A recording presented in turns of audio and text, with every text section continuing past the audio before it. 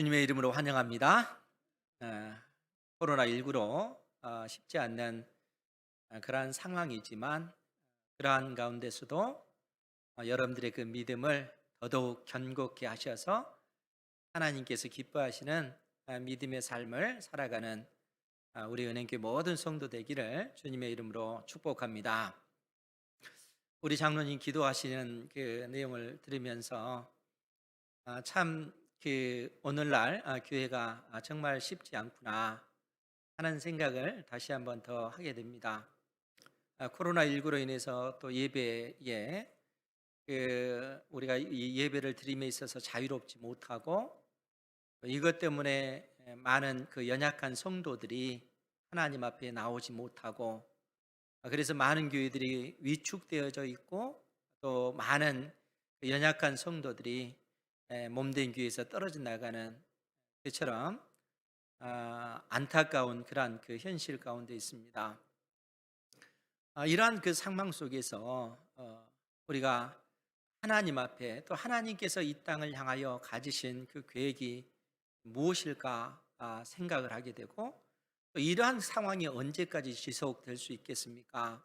하나님, 이 땅을 긍휼히 여겨 주십시오 라고 하는 교회에 또 하나님의 택한 자녀들의 그 간절한 그 기도가 있어야 될 줄 믿습니다. 사실 요한계시록이 그러한 상황 속에서 주어진 말씀이다 하는 것이죠.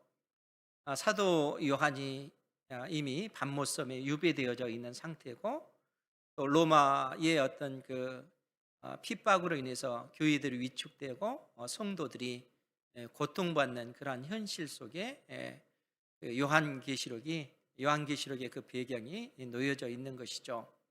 이러한 상황 속에서 하나님께서 사도 요한을 통해서 말씀하시는 것입니다. 그러니까 이러한 어떤 그 고통스러운 그 상황이 언제까지 지속될 것입니까? 라고 간구했을 때 하나님께서 사도 요한을 부르시는 것입니다. 그것이 요한계시록 4장 5장에 있는 그 내용인 것이죠. 그러니까 4장 5장의 말씀은 이 땅이 아니라 하늘에서 되어지는 그 환상을 하나님께서 사도 요한에게 보여주시는 것입니다. 그러니까 하늘의 그 열린 문을 통해서 하나님께서 사도 요한에게 그처럼 말씀하십니다. 이리 올라오라. 이후에 마땅히 일어날 일들을 내가 내게 보이리라. 계시록 4장 1절 말씀에 하나님께서 이처럼 사도 요한을 하늘로 부르시는 것이죠. 그러니까 사도 요한이 성령의 감동이 되어서 하늘로 올라가게 되고 천상에서 되어질 그 일들을 보게 되는 것입니다. 그 내용이 4장 5장의 그 내용이라는 거예요. 그런데 우리가 좀 생소해서 그렇지만 이거는 그 마치 동화책을 보듯이 우리의 머리로 그림을 그릴 수가 있습니다. 4장 5장의 내용이 뭔가라고 하면 여러분 머릿속에 그림을 한번 그려보십시오. 천상에 올라갔더니 바다와 같이 넓고 광활한 그러한 어떤 이 유리 바다와 같은 그러한 그 모습을 보게 됩니다. 그리고 그 중앙에 하나님의 보좌가 있는 거예요. 그러니까 이 보좌에는 보좌 앞에 어린 양과 7명, 그러니까 성삼위 하나님께서 계시고 그리고 이 보좌를 네 생물이 그 호위를 하고 있는 것입니다. 여기 등장하는 네 생물은 우리가 그 에스겔서에 보면 생물은 이 케루빈, 그룹이다 이렇게 얘기합니다. 케루빈은 하나님을 보좌를 호위하는 천사를 얘기해요. 그러니까 보좌가 있고 이 보좌를 호위하는 네 생물이 있고 그 다음에 그림을 그리십시오. 이 보좌와 네 생물을 중심으로 해서 둥그렇게 24장로들이 24개의 보좌가 있고 이 보좌에 24장로가 앉아서 하나님을 찬양하는 그 모습입니다. 그림 그려졌죠? 그런데 여기서 그림이 멈춰지는 것이 아니고 또 24장로를 또 수많은 천군 천사들이 또 둘러싸는 거예요. 그리고 여기서 그치지 않고 또 수많은 천군 천사 외에 하늘 위에 또 땅 위에, 땅 아래, 바다 위에, 바다 속에 있는 이 땅에 있는 모든 피조물들이 둘러서서 보좌에 앉으신 하나님과 어린 양을 찬양하는 이러한 그 환상의 내용이라는 거예요. 그것이 계시록 4장과 5장의 그 내용입니다. 어렵지 않죠? 그림이 그려지잖아요. 그러니까 보좌에 계신 그 분과 또 어린 양을 찬양하고 경배하는 그 모습입니다. 그런데 그 찬양하고 경배하는 것이 네 생물과 24장로와 또 수많은 천군 천사와, 아니 이 땅에 존재하는, 아니 온 우주가, 온 피조계가 살아계신 하나님을 찬양하고 어린 양을 경배하는 그러한 그 환상이라는 거예요. 그러면 이제 궁금하잖아요. 도대체 이 환상의 의미가 무엇일까? 그런데 자세히 보니까 보좌에 앉으신 이의 오른손에 두루마리가 있는 거예요. 지난주에도 말씀을 드렸지만 예전에 이 두루마리 책을 얘기하는 겁니다. 그러니까 이 두루마리에 앞뒤 빽빽한 글이 적혀 있고, 그리고 이렇게 두루마리가 이렇게 말려져 있는 겁니다. 그리고 7개의 인으로 딱 인봉이 되어 있어요. 도장이 7개가 딱 찍혀져 있는 거예요. 그러니까 누구나 이 내용을 볼 수가 없는 겁니다. 보좌에 앉으신 이의 오른손에 이렇게 두루마리가 딱 7개의 도장이 찍힌 두루마리가 이렇게 있는 것입니다. 그러할 때 힘 있는 천사가 뭐라고 외치냐면 5장 2절에 있는 말씀이에요. 힘 있는 천사가 큰 음성으로 외치기를, 누가 그 두루마리를 펴며 그 인을 떼기에 합당하냐?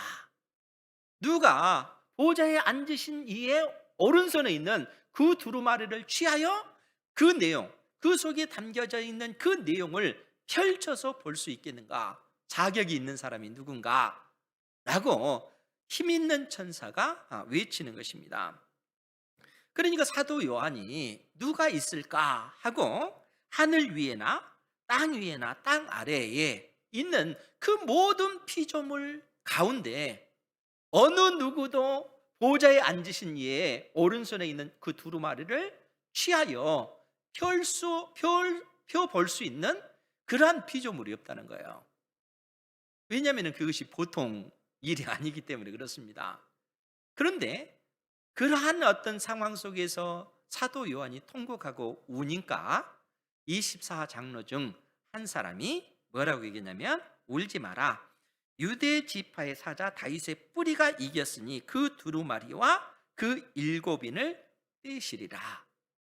그러니까 그 말은 하나님께서 구약의 선지자들을 통해서 끊임없이 우리에게 약속해 주지 않았느냐? 장차 이 땅에 메시아 그리스도가 오실 것이다. 그 그리스도는 바로 유대 지파의 사자 다윗의 뿌리로 오실 거라는 거예요.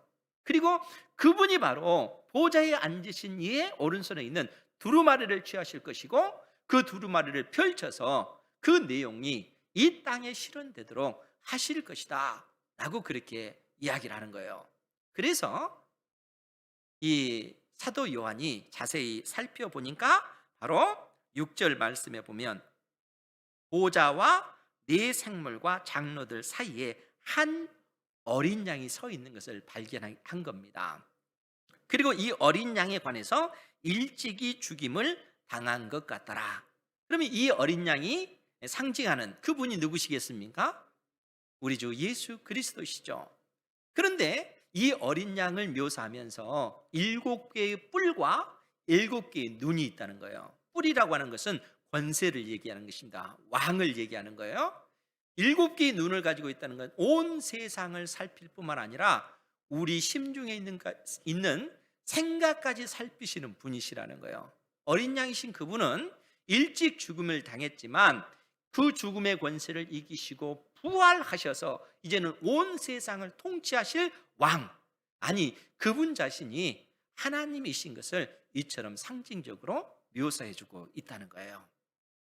그러니까 이 보좌에 앉으신 이의 오른손에 있는 그 두루마리를 누가 취할 수 있는가?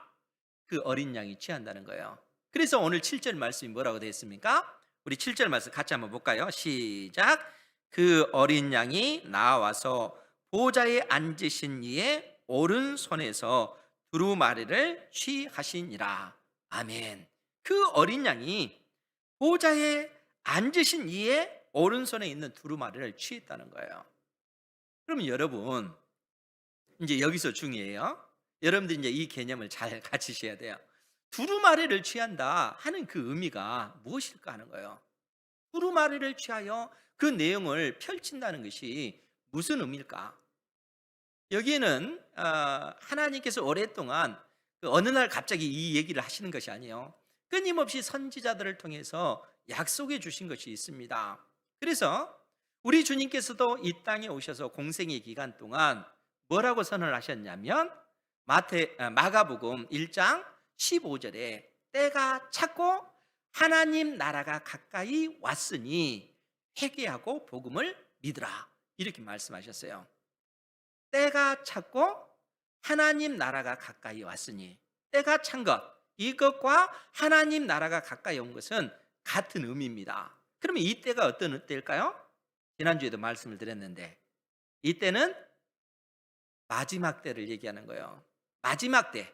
그러니까 구약 성경에 보면 선지자들이 끊임없이 마지막 때, 말일에 관해서 얘기를 합니다. 그러면 이 마지막 때가 어떤 때인가?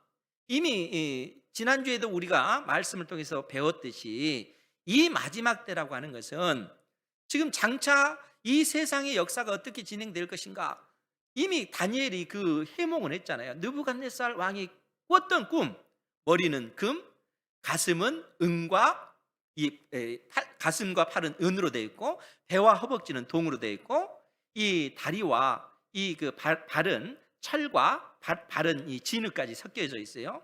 이런 거대한 우상을 보잖아요. 그것은 강대한 이 세상 나라를 얘기하는 겁니다. 그래서 머리는 바벨론, 그리고 그 바벨론을 무너뜨리고 등장할 페르시아, 페르시아를 무너뜨리고 등장할 헬라, 헬라를 무너뜨리고 등장할 로마라는 거예요. 그러니까 역사가 그렇게 진행되어질 것을 하나님께서 우리에게 알려주십니다. 그리고 이 로마 시대 때 어떤 일이 벌어져요?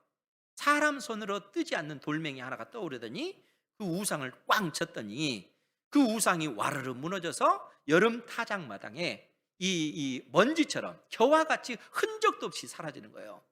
그리고 그 작은 돌멩이는 태산을 이루는 그러한 그 꿈을 느부갓네살 왕이 꾼 거잖아요.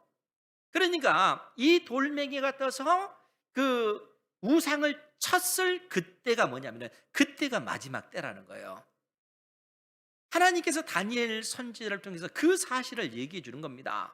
그러면은 그 마지막 때에 되어질 일이 뭔가? 다니엘서 12장 1절에서 4절에 있는 그 내용이 무엇이었습니까? 마지막 때에 벌어질 일, 그 마지막 때에 어떤 일이 벌어질 것인가? 라고 했을 때 이 마지막 때에 죽은 자들이 부활한다는 거예요. 하나님께서 다니엘 선지자를 통해서 그 얘기를 해주시는 겁니다. 마지막 때에 죽은 자들이 부활해서 하나님을 경외하는 믿음의 사람들은 영원한 생명을 얻게 될 것이고, 부활의 몸을 입고 즉 하나님의 나라 천국을 상속받게 될 것이고, 하나님을 대적하는 악인들은 부활한 상태로 수치를 당하되 영원토록 수치를 당하게 될 것이다, 이렇게 말씀하셔요. 영원토록 수치를 당한다는 것은 그들은 영원히 불못에 지옥에 던져지게 될 거라는 거예요. 그 일이 언제 벌어진다고요? 마지막 때에 이 땅에 우리 주님께서 임하셔서 온 세상을 심판하실 때 그 일이 벌어지는 것입니다. 그러니까 마지막 때가 되면은 이 땅에 어떤 일이 벌어진가? 구원과 심판이 벌어지는 겁니다. 하나님을 경외하는 믿음의 백성들은 구원을 받을 것이고, 하나님을 대적하고 하나님을 거부했던 사람들은 심판을 받게 될 거라는 거예요. 그것이 마지막 때입니다. 그런데 이 마지막 때가 한 날로 생각을 했는데 이 계시의 의미가 점차적으로 밝히 드러나다 보니까 이 마지막 때가 한 사건이 아니더라는 거예요. 즉 우리 주님께서 이 땅에 오시는 그 한 사건인데, 주님께서 이 땅에 오시는 것은 두 번이더라는 거예요. 처음에는 초림, 성육신하셔서 오시고, 예수님께서 오셔서 십자가에 못 박혀 죽으시고 부활하셔서 하늘로 승천하신 그 사건이 있고, 승천하신 주님께서 이 땅에 다시 재림하실 그때가 있더라는 거예요. 그리고 이 기간이 마지막 날들이라는 겁니다. 그래서 성경이 우리에게 그 진리를 가르쳐 주고 있는 거예요. 지금 우리는 이 마지막 시대를 살아가고 있는 것입니다. 주님께서 재림하실 때 마지막 날의 끝이 되어지는 거예요. 그러니까 지금 보좌에 앉으신 이의 오른손에 두루마리가 있는데, 그 두루마리를 어린 양이 취하여 그 두루마리를 펼칠다 하는 것은 마지막 때가 됐다는 거예요.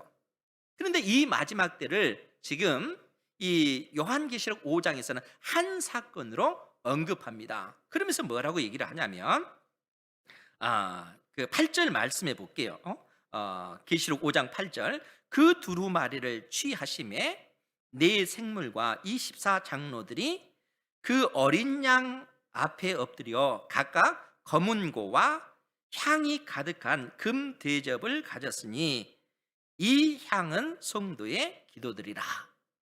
지금 어린 양이 보좌에 앉으신 이의 오른손에 있는 두루마리를 딱 취하자, 지금 24 장로와 네 생물이 그 어린 양 앞에 엎드려 각각 검은 고와 향이 가득한 금 대접을 가졌으니 이 향은 성도의 기도들이다, 이렇게 표현하고 있다는 거예요. 네 생물과 24 장로들이 지금 가지고 있는 것이 뭡니까? 검은 거와 금 대접이라는 거예요. 왜 금 대접인가 하면은 그만큼 귀한 것이 담겨져 있기 때문에 금 대접이에요. 그러면 검은 거는 왜 필요한 거예요? 검은 거는 찬양하기 위해서입니다. 경배하기 위해서. 그래서 네 생물과 24 장로가 찬양을 하는데, 그 내용이 9절 이하에 나옵니다. 거기에 보면 그들이 새 노래를 불러 이르되 두루마리를 가지시고 그 인봉을 떼기에 합당하시도다. 일찍이 죽임을 당하사 각 족속과 방언과 백성과 나라 가운데서 사람들을 피로 사서 하나님께 들으시고 그들로 우리 하나님 앞에서 나라와 제사장들을 삼으셨으니 그들이 땅에서 왕 노릇 하리로다. 지금 네 생물과 24 장로가 이처럼 새 노래로 어린 양과 보좌에 앉으신 이를 찬양하는 그 모습입니다. 그럼 여러분 생각해 보십시오. 왜 새 노래로 찬양을 하는 거예요? 이 새 노래는 새로운 어떤 곡, 이런 의미가 아니고, 여기서 새 노래는 어린 양이신 우리 주님께서 행하신 놀라운 그 구속의 일 때문에 그런 거예요. 즉 어린 양 대신 우리 주님께서 이 땅에 오셔서 택한 백성들의 모든 죄와 허물을 짊어지시고 십자가에 못 박혀 죽으셨다는 거예요. 예수님께서 십자가에 못 박혀 죽으신 그 죽음을 통해서 택한 자녀들이 그로 인해서 구원을 받습니다. 여러분, 하나님의 그 복음이 그래서 수많은 나라들, 민족들 가운데 흘러 들어가는 곳마다 생명의 그 역사가 나타나는 거예요. 여러분, 이 마지막 때에, 이 기간에는 하나님의 진노의 심판과 구원의 역사가 벌어지는 그 기간입니다. 여러분, 우리가 다니엘서, 에스겔서 47장에 보면 여러분들이 익히 잘 아는 그 환상의 내용이 나옵니다. 어떤 환상이냐면 성전 문지방에서 이 한 줄기 그 물줄기가 흘러나오잖아요. 그런데 그것이 약 500m 정도 가니까 사람의 발목이 찹니다. 또 500m 정도 가니까 무릎에 차고, 그 다음에 허리를 차고, 그 다음에는 사람이 헤엄쳐 건널 수 없는 그런 강이 되고 말아요. 그러면 여러분, 이것이 의미하는 바가 뭐예요? 하나님께서 에스겔 선지자를 통해서 무엇을 가르쳐 주시냐면, 이 물이 흘러 들어가는 곳마다 생명의 역사가 나타나는 거예요. 그 물 속에 무수한 물고기가 번성할 뿐만 아니라 그 이 강가로서는 수많은 그 강둑에 나무들이 자라고 약초들이 자라고 사람을 치료하는 그러한 어떤 그 열매들이 막 맺혀져 가는 거예요. 왜 그렇습니까? 그 물이 생명을 주는 물이기 때문에, 그 물이 흘러 들어가는 곳마다 사람이 생명의 그 역사가 나타나고, 그 물이 흘러 들어가지 않는 곳, 그것은 진벌과 갯벌인데, 그 진벌과 갯벌은 소금 땅이 되고 맙니다. 왜요? 그 물이 들어가지 않으니까, 그 물이 흘러 들어가지 않으니까. 그러면 이 환상이 보여주고 있는 그 의미가 뭐냐 하는 거예요.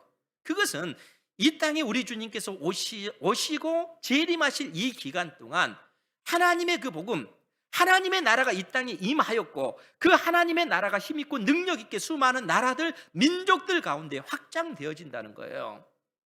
여러분, 마태복음 13장 천국의 비밀을 통해서도 여러분들에게 말씀을 드렸잖아요. 천국이 어떤 특성을 가지고 있습니까? 하나님의 나라. 그 하나님의 그 나라는 마치 겨자씨 하나님과 같다는 거예요.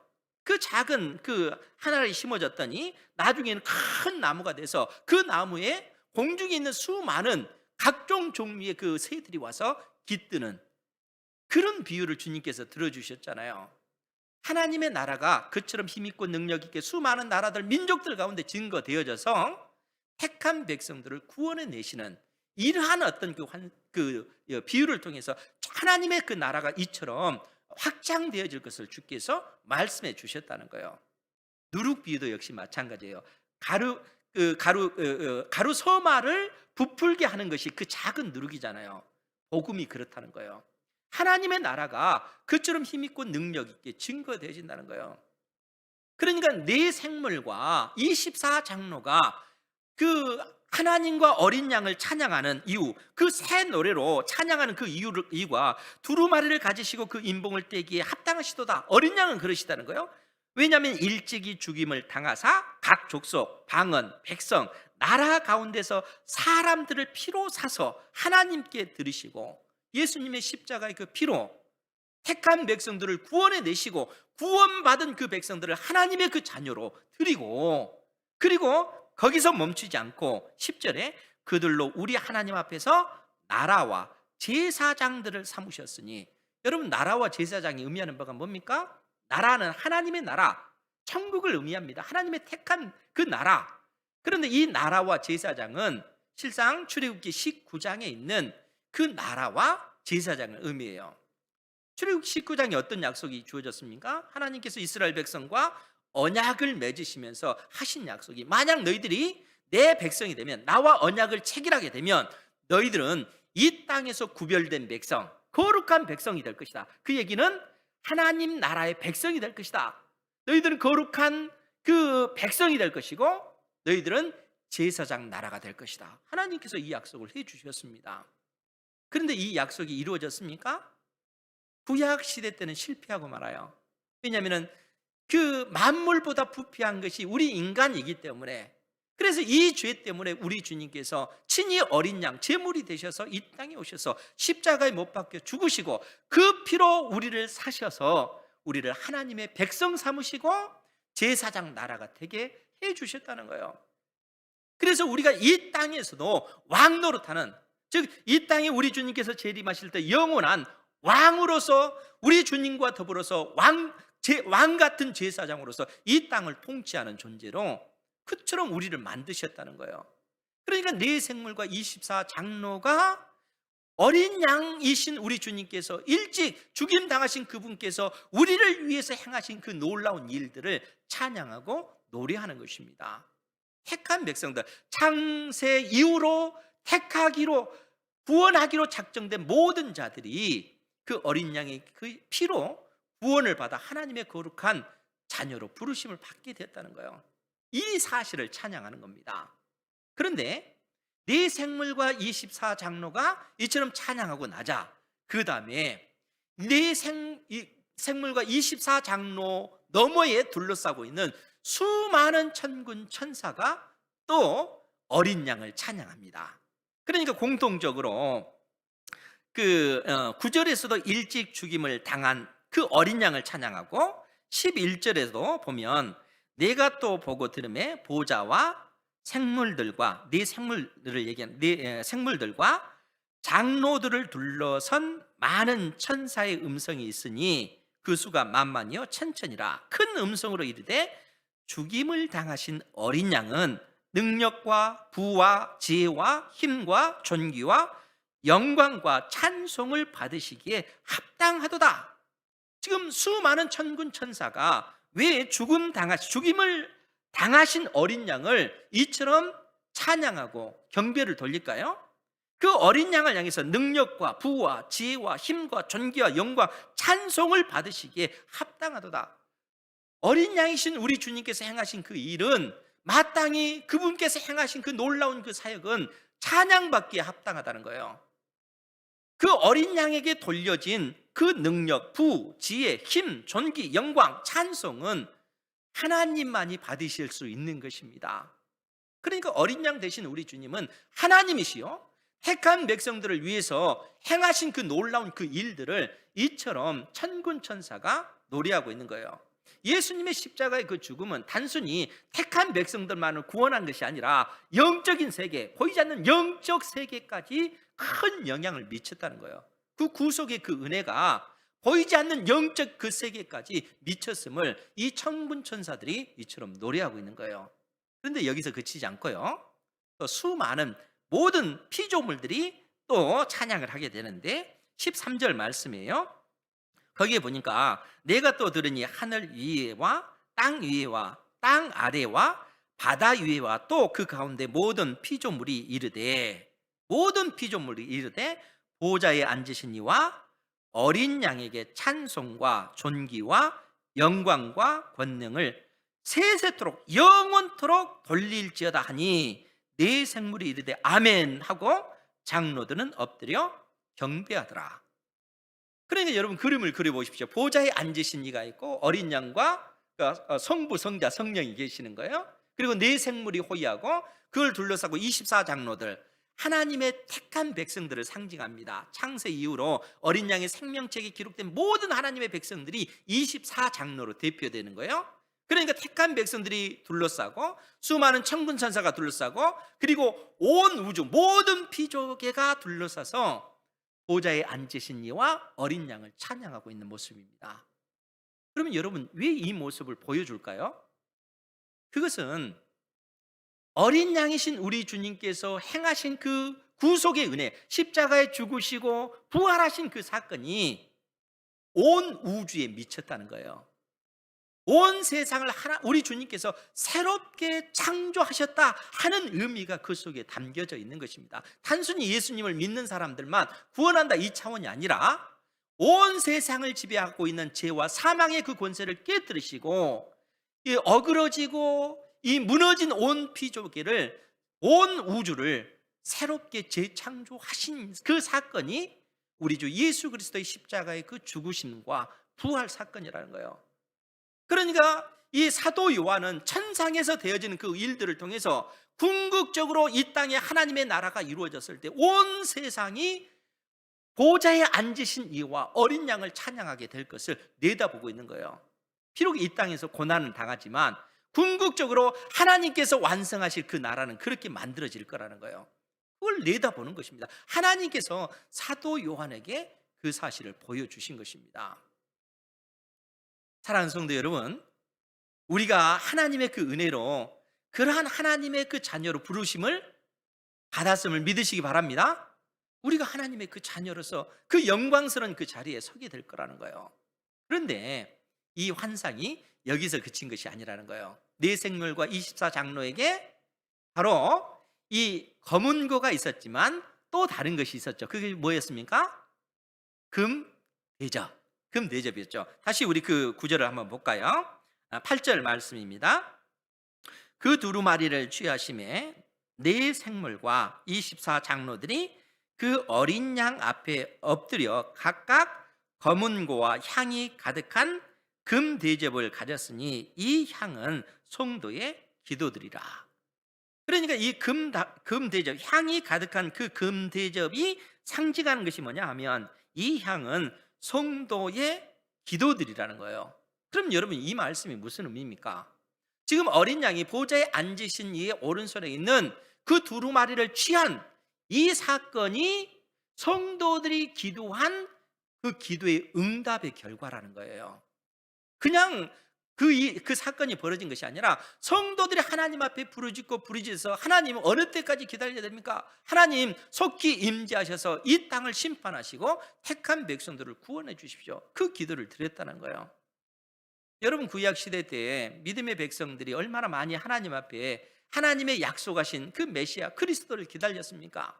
하나님께서 선지자들을 통해서 마지막 때 이 땅에 메시아 그리스도가 오시면 온 세상을 심판하실 것이고 세상의 나라들, 통치자들, 권세자들을 다 심판하시고 택한 백성들을 구원하실 것을, 그 마지막 때가 되면 그렇게 되어줄 것을 말씀해 주셨다는 거예요.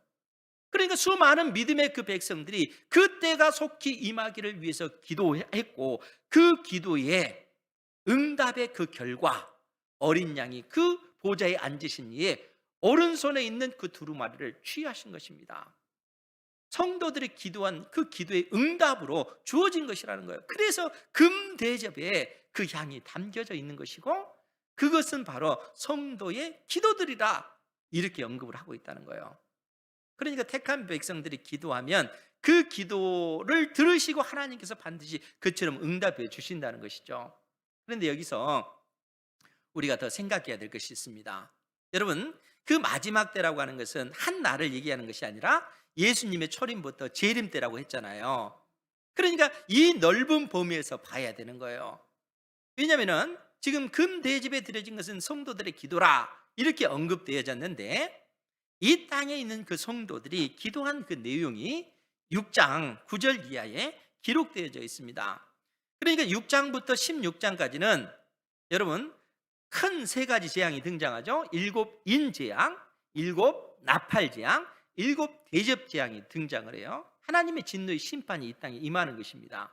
그런데 지금 계시록 6장 9절에 보면 다섯 번째 인 재앙을, 다섯 번째 인을 떼실 때에 내가 보니 하나님의 말씀과 그들이 가진 증거로 말미암아 죽임을 당한 영혼들이 제단 아래에 있어 큰 소리로 불러 이르되, 거룩하고 참되신 대주제여 땅에 거하는 자들, 즉 하나님을 대적하고 택한 백성들을 핍박하는 땅에 거하는 자들을 심판하여 우리 피를 갚아주지 아니하시기를 어느 때까지 하시려 하나이까 하니, 각각 그들에게 흰 두루마기를 주시며, 여기서 흰 두루마기는 예수님의 그 십자가의 피로 의롭게 된, 내가 내 힘으로 의롭게 된 것이 아니라 이 주님의 그 십자가의 피로 내가 의롭게 된 거예요. 의롭게 됐다라고 하는 그 상징적인 그 표현이 흰 두루마기를 입혀주시며 이르시되, 아직 잠시 동안은 쉬되 그들의 동무종들과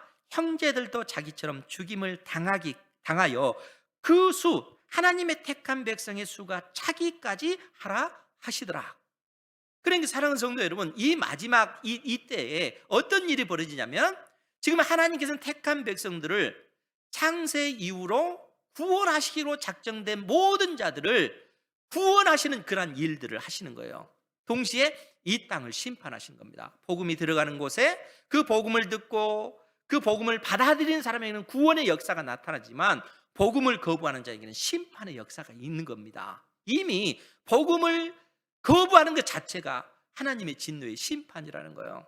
마지막 때는 구원과 심판이 지금 일어나고 있다는 거예요. 그런데 그 가운데 성도들이 주님 언제까지 우리가 기다려야 됩니까? 라고 하니까 잠시만 기다려라, 택한 백성들의 수가 차기까지만 기다려라, 이렇게 지금 말씀하고 있는 거예요. 그러니까 성도들의 그 기도를 하나님께서 들으시고 응답하시는 거예요. 그러면서 8장 말씀에 보면, 요한계시록 8장 3절에서 5절을 볼게요. 거기에 보면 또 다른 천사가 와서 제단 곁에 서서 금 향로를 가지고 많은 향을 받았으니 이제 이는 모든 성도의 기도와 합하여 보좌 앞 금 제단에 드리고자 함이라. 향연이 성도의 기도와 함께 천사의 손으로부터 하나님 앞으로 올라가는지라. 천사가 향로를 가지고 제단의 불을 담아다가 땅에 쏟음에 우레와 음성과 번개와 지진이 나더라. 지금 이 말씀이 무슨 얘기입니까? 성도들이 하나님 앞에 기도했더니 그 향연이 하나님 앞에 올라가는 거예요. 그리고 천사가 향로를 가지고 제단의 불을 담아서 이 땅에 쏟으니까 우레와 음성과 번개와 지진이 난다는 거예요. 그 말은 무슨 얘기입니까? 성도들이 기도한 그 기도의 응답으로 이 땅에 하나님의 진노의 심판이 임하는 거예요. 그래서 6절부터는 7 나팔 재앙이 이 땅에서 펼쳐지는 겁니다. 그러니까 성도들이 기도하면 그 기도를 들으시고 응답하시는 하나님이신 것을 지금 말씀해 주고 있다는 거예요. 그러니까 오늘날 우리가 기도하는 이 기도가 하나님께서는 얼마나 귀하게 여기시냐면 금 대접에 담아서 하나님 앞에 올려드린다는 거예요. 우리 기도를 하나님께서 그처럼 받으시는 것입니다. 그런데 여기서 우리가 주목해야 될 것이 뭡니까? 이 마지막 때에 성도들은 늘상 고난당하고 고통당하고 있다는 거예요. 그렇지 않습니까? 그런데 이러한 사실에 대해서 우리 주님께서 이미 우리에게 말씀하셨습니다. 우리가 익히 잘 아는 누가복음 18장 1절에서 8절 말씀에 보면 불의한 재판장 비유가 있잖아요. 주님께서 이 불의한 재판장의 비유를 택한 백성인 우리에게 말씀해 주시면서 너희들은 항상 기도해야 된다. 항상 기도하고 낙심하지 말아야 된다. 라고 우리에게 교훈하시면서 이 불의한 재판장 비유의 말씀을 해 주셨어요. 그 내용이 뭐였습니까? 한 도시에 한 재판장이 있는데 이 재판장 불의한 재판장이라는 거예요. 하나님을 두려워하지 않습니다. 사람은 무시해요. 하나님을 두려워하지도 않고 사람을 멸시하는 그러한 재판장이라는 거예요. 그런데 그 도시에 한 과부, 홀로 된 여인이 자기의 원한을 풀어주십사고 날마다 이 재판장에게 요구를 해요. 들어주겠습니까? 이 재판장은 불의한 재판장이에요. 하나님을 두려워하지도 않아요. 믿지도 않아요. 하나님을 무시해요. 사람들을 멸시하는 그 재판장입니다. 이 여인의 요청을 들어주겠는가 하는 거예요. 안 들어줍니다. 그런데 여인이 끊임없이 간청을 하니까 이 불의한 재판장이 뭐라고 얘기합니까? 내가 들어주기도 싫은데 들어주지 않으면 이 여인이 끊임없이 와서 나를 괴롭게 할 것 아니냐. 여인을 위해서가 아니라 자기를 괴롭게 하는 이 문제를 해결하기 위해서 내가 이 여인의 원한을 풀어주리라. 이렇게 얘기합니다. 자기 자신을 위해서 하는 거예요. 여인은 불쌍히 여기서 한 것도 아니고. 그런데 주님께서 그 말씀을 하시고 나서 뭐라고 얘기합니까? 불의한 재판장이 말한 것을 생각해 봐라. 불의한 재판장이 무엇이라 얘기하냐? 여러분, 불의한 재판장이 뭐라고 얘기합니까? 귀찮아서 들어주는 거잖아요. 그렇지 아니하면 자꾸 와서 자기를 괴롭게 할 것이니까. 그러면서 우리 주님께서 뭐라고 얘기하냐면 하물며 하나님께서, 우리 아버지 되신 그 하나님께서 밤낮 부르짖는 택하신 자녀의 그 기도를 들어주지 않겠는가 하는 거예요. 안 들어주겠어요? 불의한 재판장도 이 홀로 된 그 여인의 이 원한을 풀어주는데 하물며 우리 아버지 되신 하나님께서 자녀의 그 기도를 들어주지 않겠는가 하는 거예요. 속히 들어준다는 거예요. 그런데 이 비유를 통해서 주님께서 예수 그리스도를 믿는 하나님의 자녀를 실상 홀로 된 과부, 홀로 된 이 여인으로 묘사해 놓고 있다는 거예요. 우리가 이 땅에서 살아갈 때의 삶의 모습이 그러하다는 거예요. 그러니까 우리가 이 땅에서 믿음으로 살아간다는 것이 사실은 정말 쉽지 않죠. 자꾸 위축되고 이 코로나19로 인해서 교회들이 무너져가고 약해지고 또 연약한 어떤 그 신앙을 가지고 있는 그런 분들은 교회에 나가는 것이 오히려 무서워서 하나님 앞에 나와서 예배드리지 못하는 이러한 그 모습 가운데 있잖아요. 오늘날 성도의 그 모습이 그러하다는 거예요. 그러할 때 믿음의 사람들이 하나님은 어느 때까지입니까? 어느 때까지 우리가 참아야 됩니까? 하나님, 우리의 그 기도를 들어 응답해 주십시오. 그런데 실상 현실은 바뀌지 않고 여전히 우리는 그 현실의 그 어려움 속에 그 허덕이면서 고통하면서 아파하면서 절망하면서 그렇게 살아간 그 날들이 얼마나 많은가 하는 거예요. 그러면 어떻습니까? 우리가 하나님은 계시지 않나 보다, 하나님은 나를 버리셨나 보다, 이렇게 모든 걸 포기해야 될까요? 그래서 주님께서 우리에게 말씀하시잖아요. 내가 너희에게 이르노니 속히 그 원한을 풀어주시리라. 반드시 내가 너희의 그 기도를 들어주리라. 그러나 인자가 올 때에 세상에서 믿음을 보겠느냐? 내가 이 땅에 올 때 너희에게서 항상 기도하고 낙심치 않는 그 기도, 그 믿음을 내가 볼 수 있겠느냐? 주님께서 그렇게 말씀하고 계시다는 거예요. 우리가 이 땅에서 실제적으로 힘들 수 있습니다. 이 마지막 시대를 살아갈 때 오히려 하나님을 대적하고 또 성도들을 핍박하는 이들이 오히려 득세할 수밖에 없는 그러한 구조 속에서 우리가 살아가요. 그러면 그런 가운데서 하나님께서 우리를 버리셨습니까? 그렇지 않다는 거예요. 그 속에서 인내해라, 견뎌내라, 너의 믿음을 지키라. 반드시 하나님께서 너의 기도를 들으시고 응답하신다 하는 사실을 말씀해 주고 있습니다. 그러니까 주님께서 이 땅에 재림하실 때 내가 너에게서 그 믿음을 낙심치 않고 절망치 않고 오직 하나님께 소망을 두는 그 믿음을 볼 수 있겠느냐, 주께서 말씀하시잖아요. 그러면서 보여주신 그 환상이 뭐라고요? 4장 5장을 통해서 천상에 되어진 그 일들, 온 우주 만물이 보좌에 앉으신 이와 그 어린 양 우리 주님을 찬양하고 경배하는, 왜냐하면 승리했기 때문에, 새 하늘과 새 땅을 창조하셨기 때문에, 택한 백성들만 구원하신 것이 아니라 온 세상을 새롭게 하셔서 새 하늘과 새 땅을 이 땅에 내려주실 것이기 때문에, 우리 주님의 십자가의 그 사건이 그처럼 온 우주를 새롭게 하는 놀라운 그러한 구속의 그 은혜가 그 십자가의 사건이기 때문에 그렇다는 거예요. 하나님께서는 이처럼 분명한 그 승리를 우리에게 약속해 주고 있습니다. 그러니까 그 약속을 가진 우리가 이 땅에서 어떻게 해야 되겠어요? 현실에 눈앞에 보이는 그 일들로 인해서 절망하거나 넘어지거나 신앙을 포기하거나 그래서는 안 된다는 거예요. 견뎌내라, 이겨내라. 너의 믿음이 있음을 너의 삶을 통해서 증거하라. 주님께서 우리에게 그처럼 말씀하고 계십니다. 사랑하는 성도 여러분, 이 믿음 가운데 살아가시기 바랍니다.